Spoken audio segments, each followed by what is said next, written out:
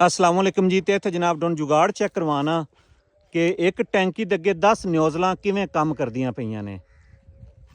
ते जनाब चलो जी, किक वज गई है ते अवैस काम स्टार्ट करन लगा है।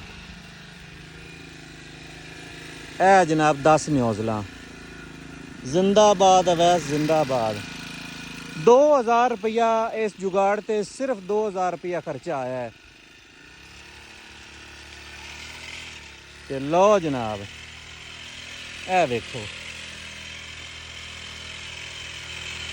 कमाल कर दी अवैस, कमाल कर दी।